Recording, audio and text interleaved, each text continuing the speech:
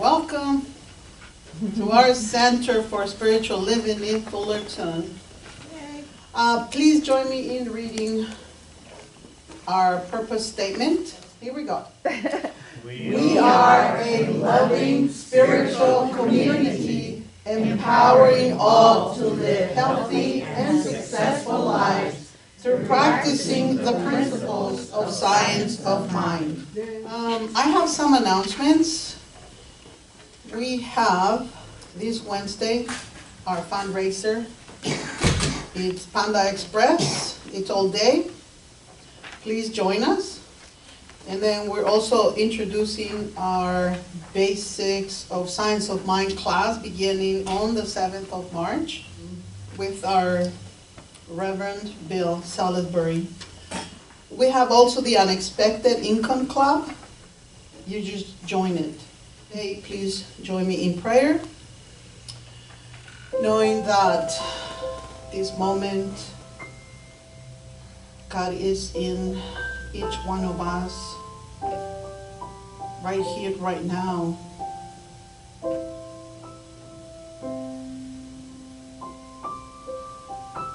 Its presence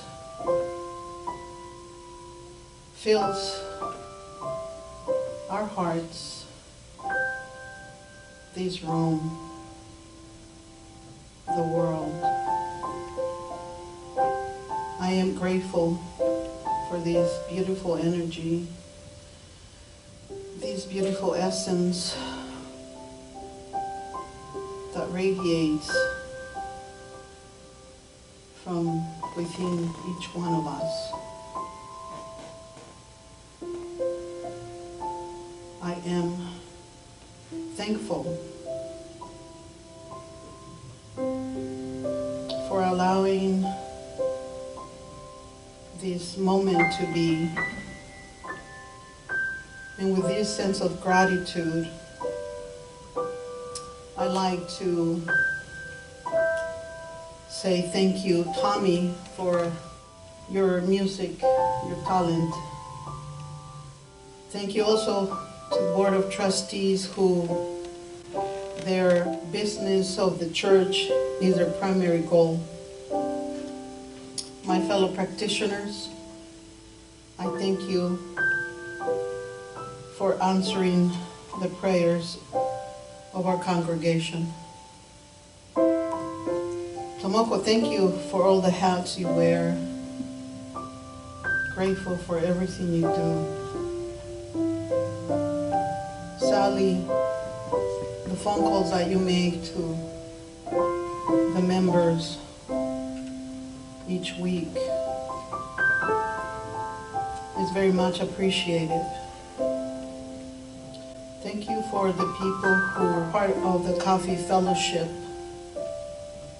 the hands that prepare the coffee, make the food. Thank you. Also, people online, thank you for your financial support. And special thanks to Reverend Dr. Bill Salisbury for preparing today's message as we are open to receive it.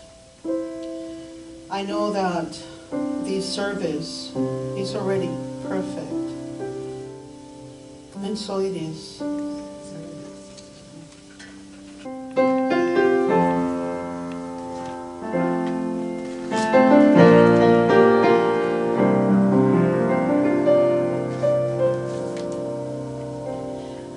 To be still.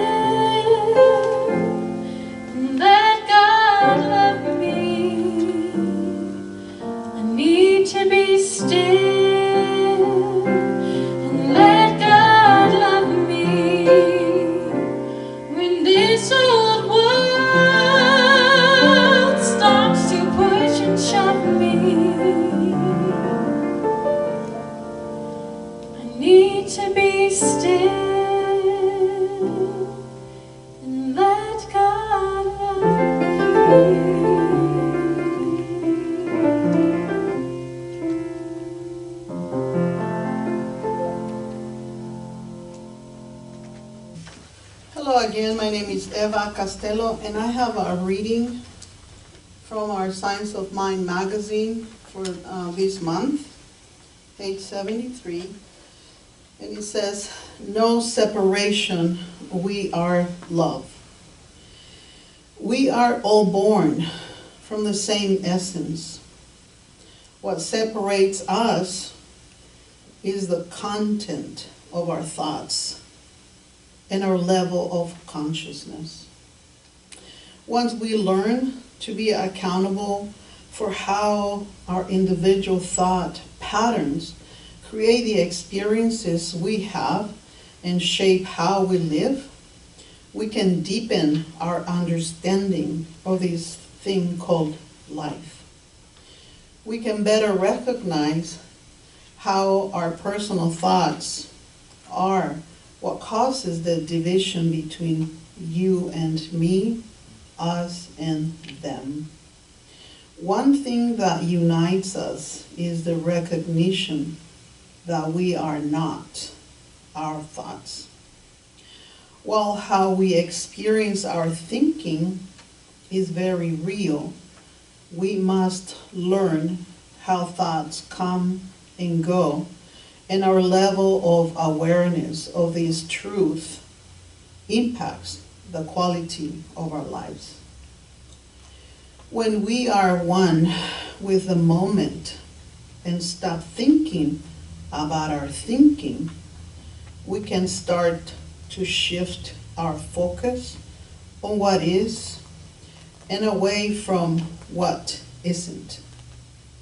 When our thinking becomes more along the lines of calm, we can connect to our heart intelligence and allow feelings of love and compassion to grow.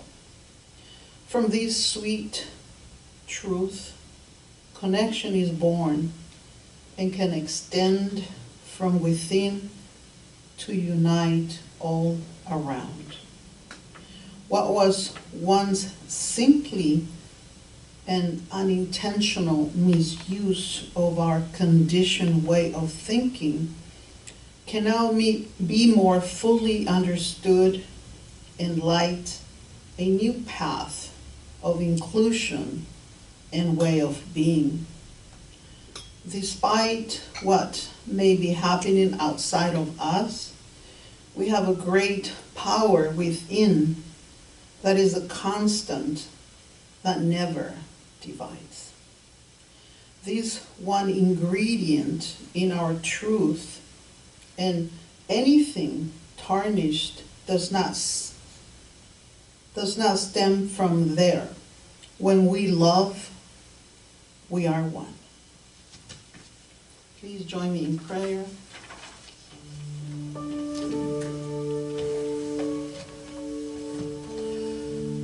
There is one power, one love that spreads everywhere. It is through this space we are sharing, and everywhere in this universe. It reaches every corner of every space. I know this power dwells in me. I am one with love. I claim this essence in me as in you. We are one with love. There is no separation from God. We are whole, perfect, and complete. We live in a universe of abundance. Love is abundance. Love is light. Let us be the light of this world by sharing our love with our neighbors, our family, and the community we are part of. I am grateful for this prayer, knowing it is already so. I let it be, and so it is. Thank you.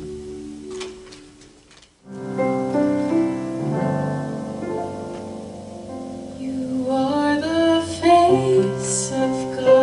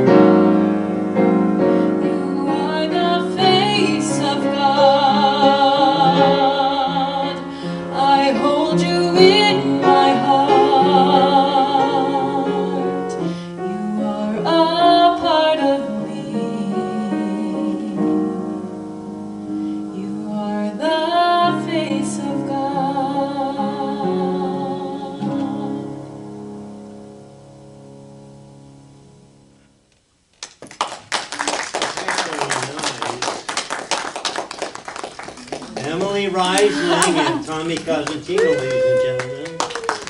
Our very own beautiful homegrown faces of love. Thank you again. If that doesn't put you in the mood, we're going to have to talk later. I mean, like officially. So, good morning. Good morning. I am Reverend Bill Salisbury. Delighted to be here today. So our overarching theme is Living in Love for this month. And the title of today's talk, of course, is Make Love Your Default Program. That sounds so clinical. But kind of in a way it is. Because we are made in the image and likeness of God. Does everybody get that?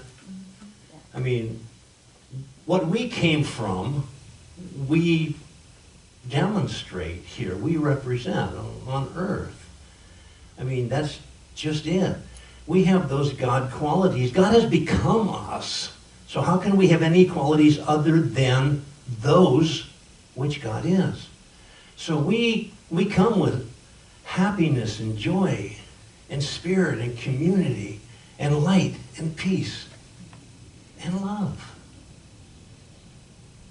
And then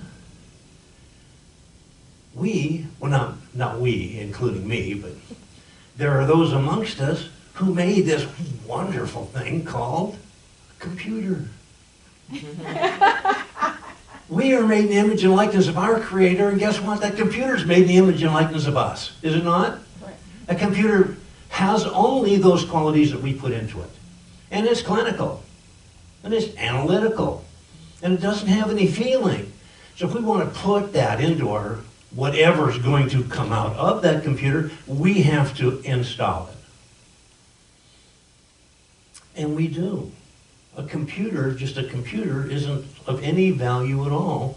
It's kind of like a baseball. Baseball on the shelf, no value, right? You throw it in a game, now it's got something going for it. Same with the computer. You just open a computer and look at it, you're going to be disappointed and bored. But within it, it has that operating program. And if you ever, I'm probably the only one, but you know, sometimes you do something on the computer and just everything like disappears, or goes crazy, or does exactly something you're not wanting it to do. And sometimes you just jump up and down on it until a little light flashes on the screen and it says something like, reset to default settings. And you push that button and a miracle happens. It settles down. It does what you ask it to do. It's once again your servant. We come to this plane of existence from that love that is God. That is our default program. If we are not demonstrating that love, it's not because we didn't come with it and it's no longer there. Remember when you hit the reset on the computer? All that stuff you started with is still there. Oh yeah, we managed to cover it up somehow, or convolute it, or worse yet, misinterpret and misuse it, misdiagnose and analyze it, so it wasn't doing what it should be doing, what it was meant to do. When we are not coming from love and living in love and experiencing love on this planet, it's because we've hit the wrong button. Somewhere, somehow. But still, our default program is that love. So we can get back there easily. Well, maybe not easily. Simply. It is simple, right? So all we have to do is go back to our default program, which is love, peace, joy, light.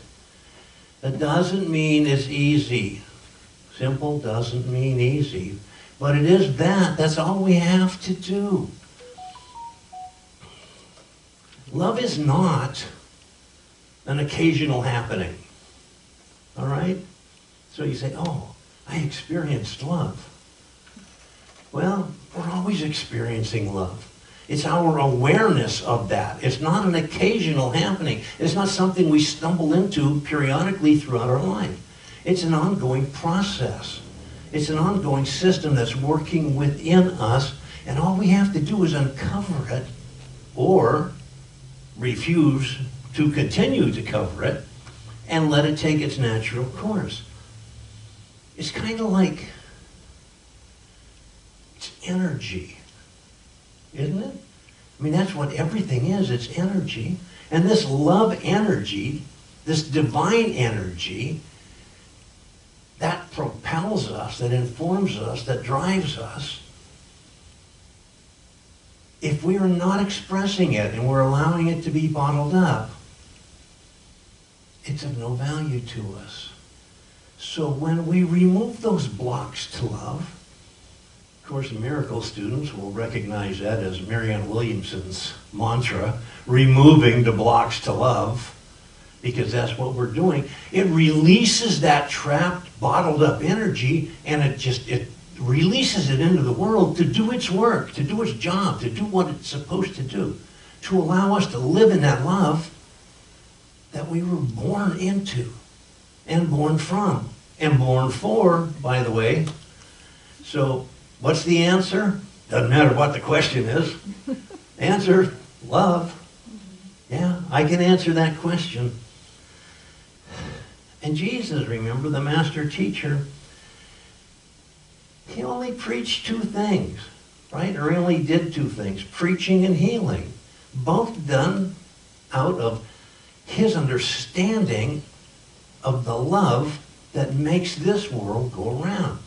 His connection to and his absolute innermost working and connection, understanding of that divine drive. Oh, and he said, the Father within, remember? I prefer the Divine Mother. My Divine Mother was way more of a figurehead for me than Father was. But it doesn't matter what, we get into this thing where we so misinterpret what was being said. And remember, the Bible comes from things that we recognize as being about 2,000 years ago, does it not?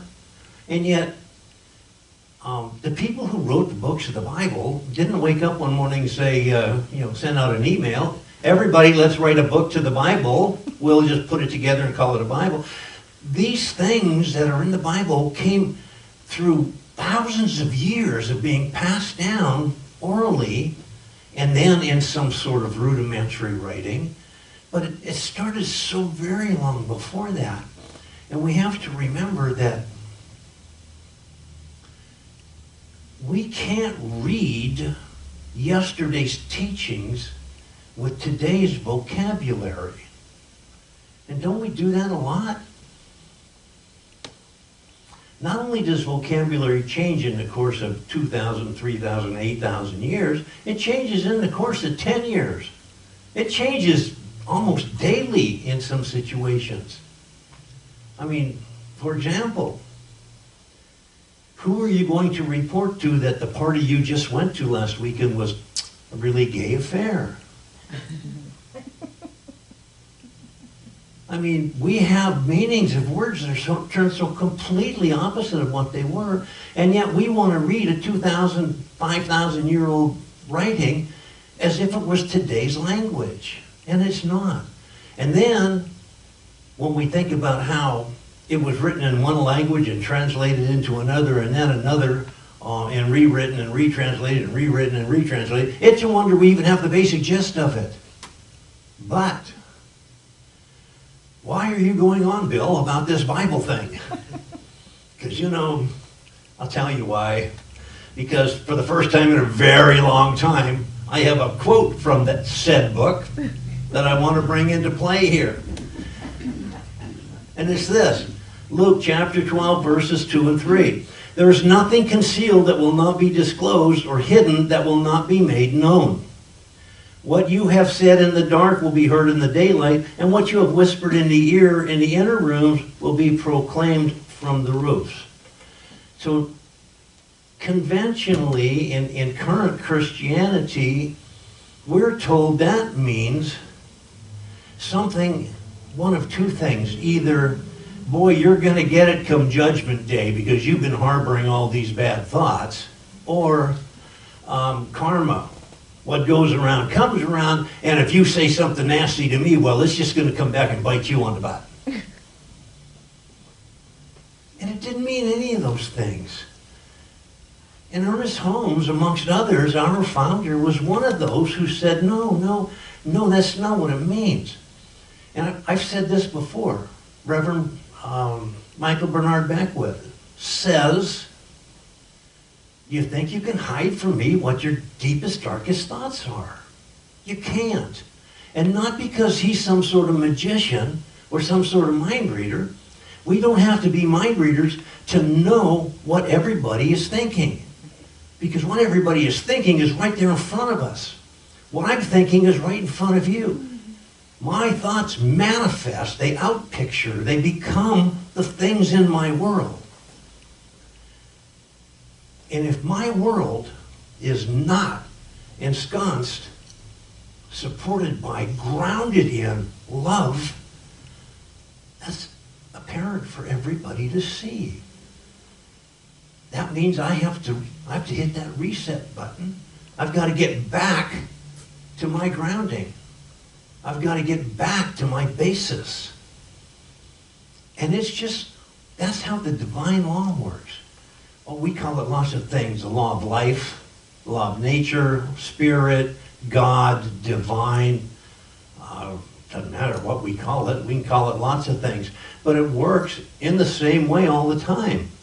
It just means that what we think, and we have to be careful here, because often, or at least for me, often what I say I think is evidently not what I really think. Because I say what I wish I was thinking, what I hope I'm thinking, what I'd like to be thinking, but somewhere, like the iceberg, what I'm thinking is up here, and all that going on down below here in my subconscious, and that's what's manifesting in my world. Can I change that? Yes. Here's the good news. I can change that.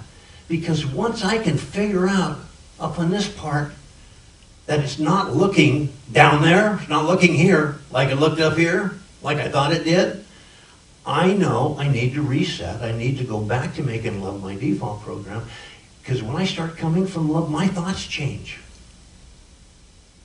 Thoughts change. It's perspective. If I'm looking from love, I'm seeing things differently. Not only can we all look at something, the same thing, and come away with a different picture of it, each of us can look at the same thing from a different perspective. One day looking from, frustration. One day looking from denial. One day looking from suspicion. One day looking from indifference. Indifference being the opposite of love, by the way. We always like to say, well, the opposites, love and hate. Hate's not the opposite of love. Hate's just a misguided form of love, a disappointed form of love. The opposite of love is indifference. So if I'm looking at something with indifference, it looks to me one way, and it acts in my life in that way. But when I look at it with love, it's a whole other animal. It's a whole other thing. And it's that thing that I want. I'd love to talk about love, but I can't. Well, we talk around it, but who can tell us what it is? None of us know what it is. It's got a million different things are described as something to do with love. And they all are, but they all aren't. They all are talking about that, but the totality of them, just like the creation, us, we are the body of God. Not just us, this city, this country, this planet, this universe. So we are all that. And we respond depending on how we see that, and our life unfolds depending on how we see that. And it's important for us to understand that. And that's why in that reading, it didn't mean all those things like, boy, you're going to catch hell come Judgment Day. What it means is those deepest thoughts that you have, they are what's driving your chariot. They are what's taking you on this life that's so beautiful when we're driving it with the good thoughts rather than with thoughts that are not quite so good. Because if we just sat here, stood here, and just closed our eyes for a minute, and I said, think about your favorite vacation, the most beautiful place you've ever been. We all have one. Think of something, a really fond memory. And if you just sit there for a few minutes, or seconds, it doesn't even take minutes, you can be right there. You make there here, and you make then now. And that's what this is talking about. There's no time and space in God. We make time and space. We can be in that love eternally. Well, we are eternally, but we can in our minds realize that we are in that love for the entirety of our life if we just remove the blocks to it. And if we just make that constantly the program that's running within us. So if I'm thinking love and I'm viewing things from that consideration, from that basis, that's how they're coming out. That's how my world is going to be. We all know people, and we say, wow, I'd like to have some of that. Because that's how they're living. And we all know other people, right, that just always look and act as if their dog had just been kicked. Because mentally, in their mind, it had just been kicked. And a lot of times we say, or we'll hear people say, well, I know I'm going to suffer a little now. I'm going to suffer a little now. That's just my lot in life. And that's okay. Because when I die, paradise. I'm going to be in paradise.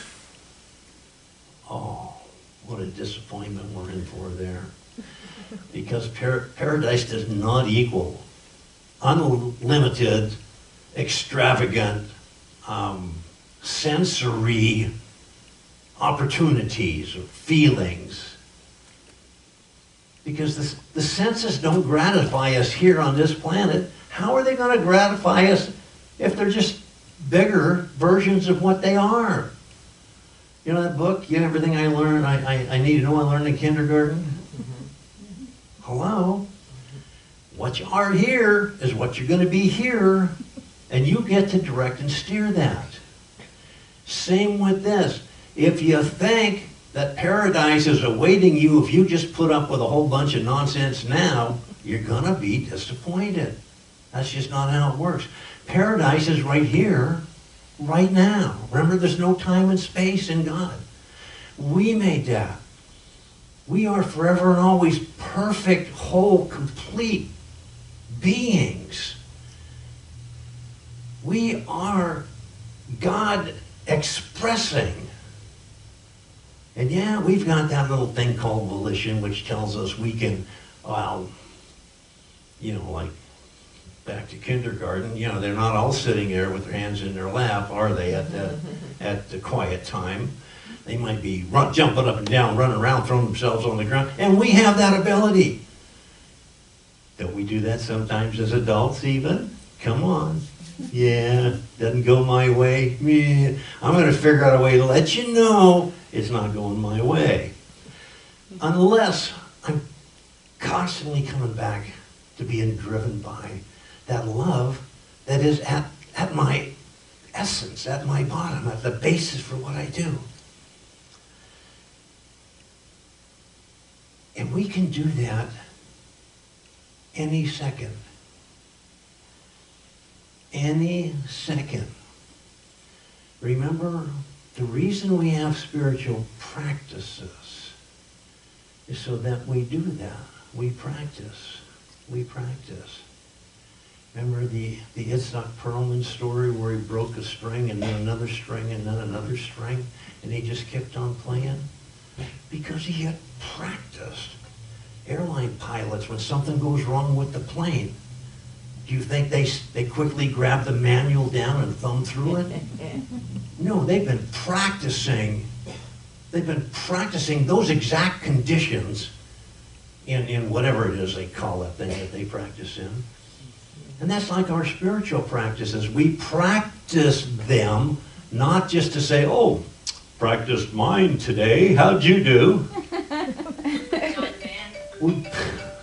We practice them so that when it's necessary to depend on them, when it's necessary for them to take us out of a self-imposed mess, or even a fate-imposed, if you will, mess, we practice them so that it happens.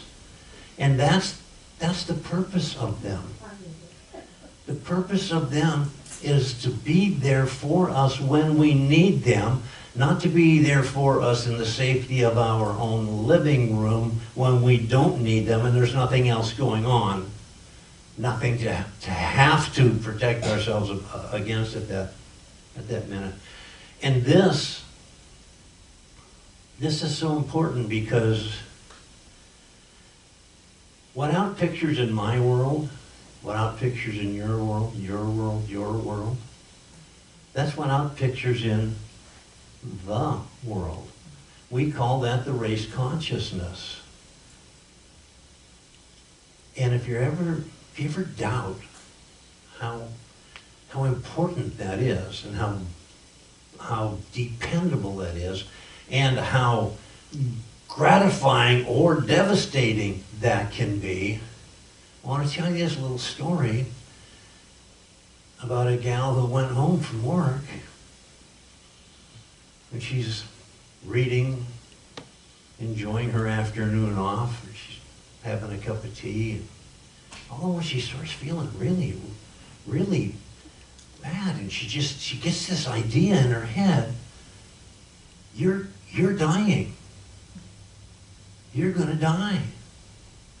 And she thought, wow.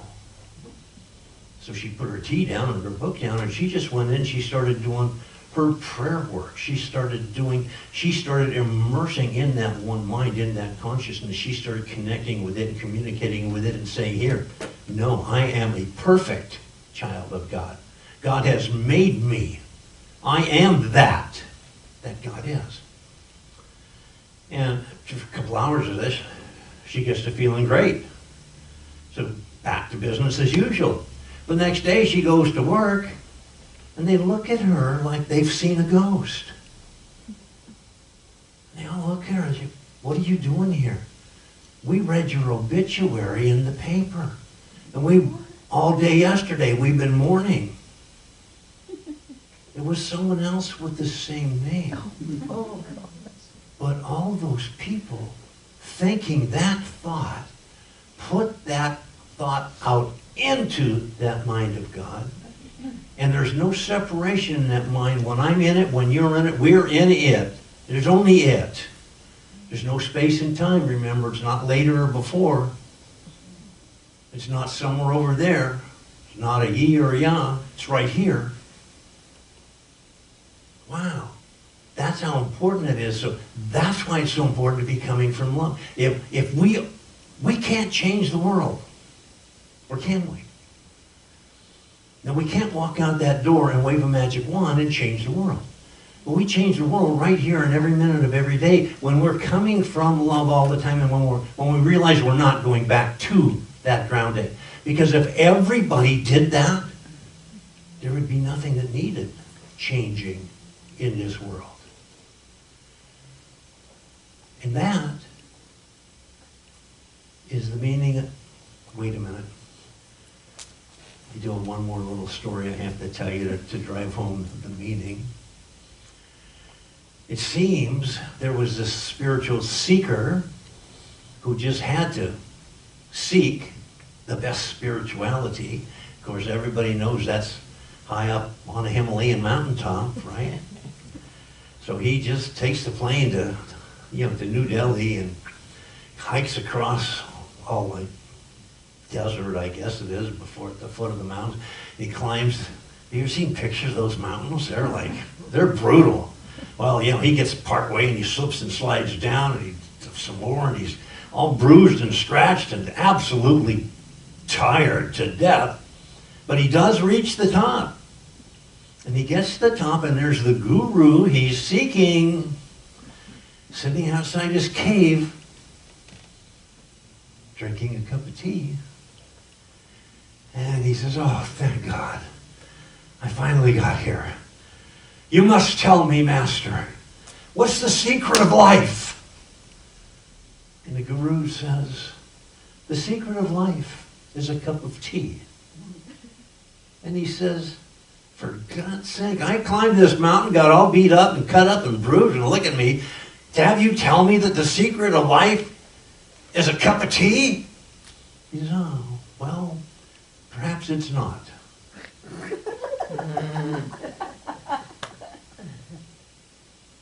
Of course it's not, but it is. The secret of life is to live in that love that we are, that God-given essence of love from which we come, within which we live and move and have our being, and which forever will be our destiny. That's the secret of love, secret of life. You can call it a cup of tea if you want. And if it's not your cup of tea, you can always push the reset button and have it become so. So let's just take that into prayer, because here's what I know. I know there's one power and one presence from which all things come. There is one energy that flows through each and every one of us and flows through all things, yet does not take from that huge consciousness that is. It's all included, and there's so very much more. There's an infinite amount of this love. There's an infinite amount of this energy. This flow that is that river of consciousness that flows right through us, and within which we are flowing constantly through life and through eternity. This is the power of God. This love, this peace, this light that we are, this is exactly what is ours to do. In much the same manner that a ray of light, so many hundreds of thousands away from the sun, is still part of that sun, each of us, as an emanation of an expression, as a manifestation of God, wherever we are, however far away we think we are still that connected. We're still a part of that. Oh, this brings me so much joy. I am so happy. I am so absolutely beside myself with the excitement of being that and having that forever and always. I just give thanks that this is the case. I know it is so, and I say thank you, God, for this being. I let it go into that law that always answers yes. I let it go, and together we say, so it is. I'm thankful, so grateful. I am one in the Spirit all around me. I'm thankful, so grateful. I trust in God. So at this time, I'd like to invite the ushers to come forward. And as they do, just know that this is our opportunity to share our abundance. We share our time, our talent, our treasure. And we do that in an effort to keep this world turning in and as love. And it's with knowing that all of our good comes from that one source, God. And for this, we are so grateful. For those watching at home and not yet ready to come down to the sanctuary for this service, Thank you for your continued support also. So, right now, let's just know that we bless these gifts, these tithes, these offerings, knowing that they are given from the central core of who we are, which is God made manifest on this plane. We send them forward with no strings and no conditions to do their great work in the world. So it is. Thank you. For all those times you stood by me, for all that truth you made me see, for all the joy you brought to my life, for all the wrong that you made right, for every dream you made come true, for all the love I found in you, I'll be forever thankful, baby. You're the one who held me up, never let me fall. You're the one who saw me through it all. You were my strength when I was weak. You were my voice when I couldn't speak. You were my eyes when I couldn't see. You saw the best in each of me. Lifted me up when I couldn't reach. You gave me faith 'cause you believe. I'm everything I am 'cause you loved me.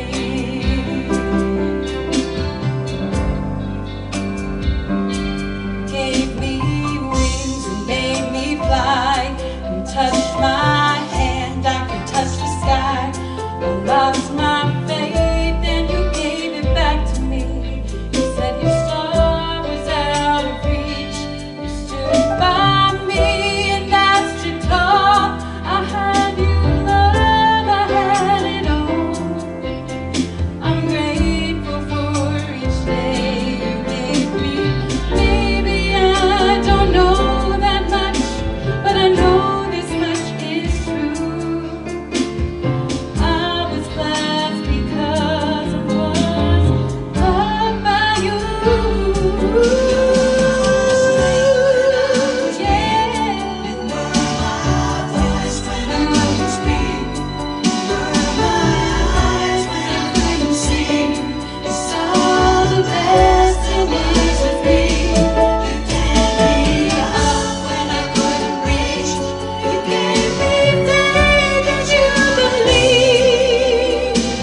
I'm everything I am because you loved me.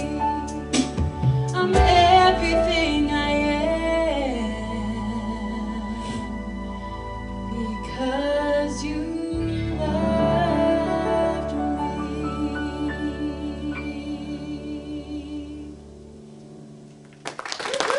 Wow. So just in case there's any of you out there who didn't used to believe in angels, thank you, Tommy, for that great accompaniment, and Emily. Wow. So right now, we have practitioners of science of mind, and I think they should come forward right now. There is something wonderful happening through me right now. Say that with me. There's something wonderful happening through me right now.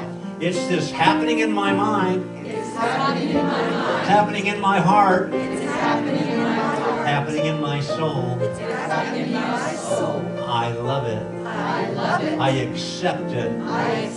I realize what it is. It is God becoming me. And me rejoicing in that.